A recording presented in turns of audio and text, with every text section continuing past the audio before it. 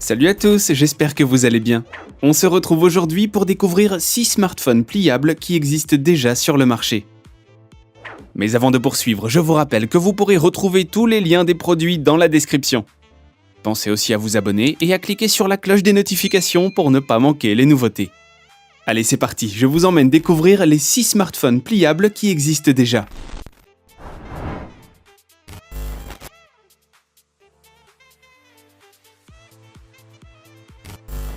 Le Galaxy Z Flip est un superbe produit qui pourra plaire dès la première utilisation. Prenant tantôt la forme d'un petit carré compact, tantôt un beau et long smartphone confortable, ce produit profite de finition au poil et se révèle tout à fait utilisable dans la vie de tous les jours.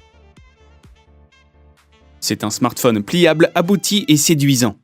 Il ne profite cependant pas d'un certificat d'étanchéité contre l'eau ni la poussière. Attention donc à en prendre soin.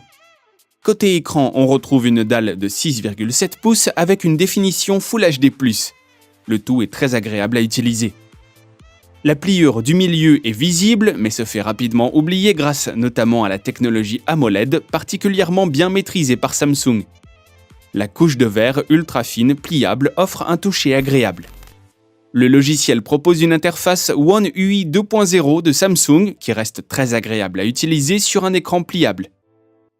À savoir qu'un flex mode sur l'appareil photo est intéressant.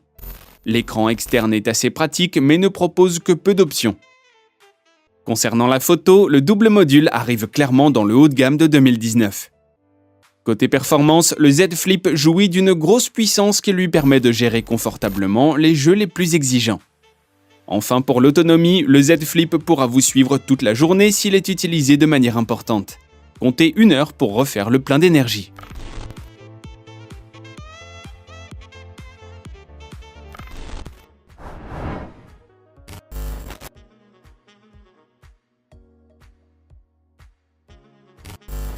Le Razr est l'un des premiers vrais modèles de smartphone pliable.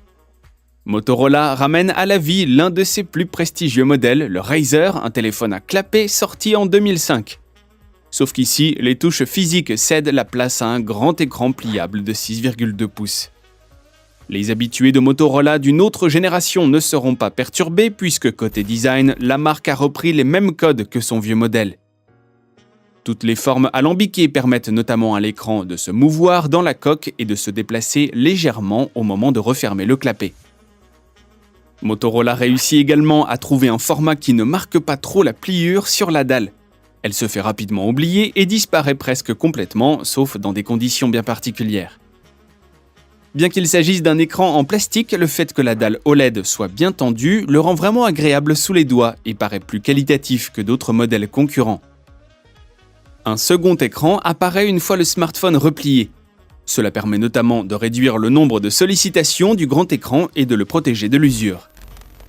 Attention, si le grand écran est mat et très lisible, le second de 2,7 pouces est brillant et risque de rendre difficile sa lecture sous certaines conditions. Du côté de la fiche technique pure, on retrouve une puce Snapdragon 710 qui fait bien son travail et permet une utilisation fluide et des moments de jeu intenses, mais propose 256 Go de stockage et un module photo sans stabilisation optique.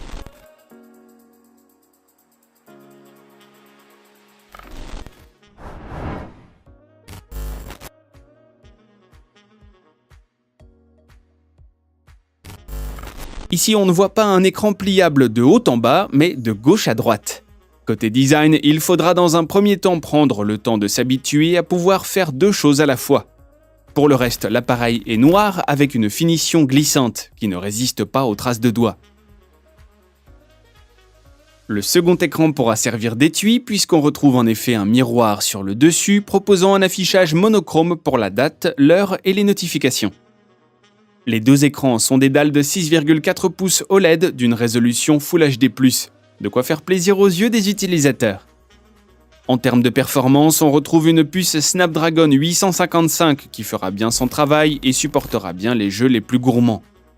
La puce s'allie à 6 Go de RAM et 128 Go de stockage extensible jusqu'à 2 Tera. Les modules photo proposent la qualité attendue pour un téléphone haut de gamme et il n'y a pas de réelle déception de ce côté. Enfin, la batterie aura du mal à vous suivre plus que quelques heures, en cause la gourmandise des 2 écrans.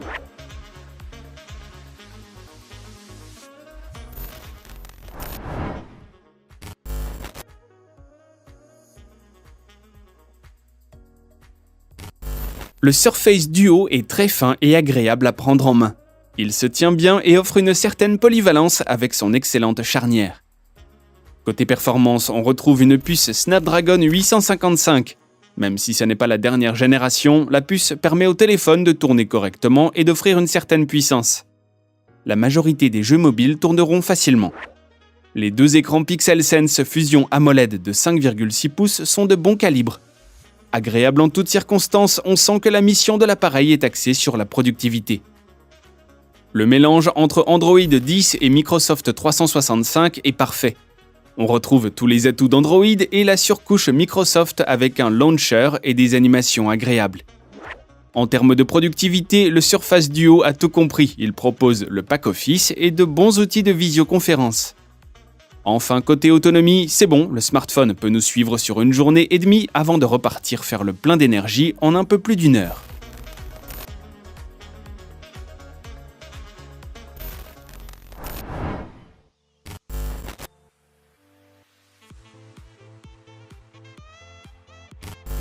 L'écran OLED du Mate XS se replie sur lui-même vers l'arrière.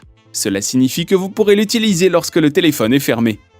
L'écran est magnifique, aucune distorsion de l'image n'est à déplorer. L'interface se redimensionne parfaitement et instantanément dans le bon format, peu importe ce que vous êtes en train de regarder. Lorsque l'écran est rabattu, vous avez accès à une belle dalle de 6,6 pouces. Aucune encoche n'est présente pour permettre de conserver l'immersion de l'œil. L'écran OLED en lui-même est lumineux et propose des couleurs pétillantes. Pour lui permettre de se plier, l'écran est recouvert de plastique et non de verre. On remarque au premier coup d'œil des ondulations sur la surface lorsqu'il est à plat. Cependant, elles se font vite oublier. Confortable et agréable à utiliser, il est relativement fin et se glisse facilement dans une poche de jean. Les modules photo sont disposés à la verticale sur une barre. Pratique pour tenir le téléphone en mode tablette. Elle ne bloque jamais l'écran puisque même l'encoche à selfie vient trouver sa place sur la barre. Pour ce qui est de la qualité, on retrouve la même que sur le P30 Pro, comme d'ailleurs le reste de la fiche technique et des performances.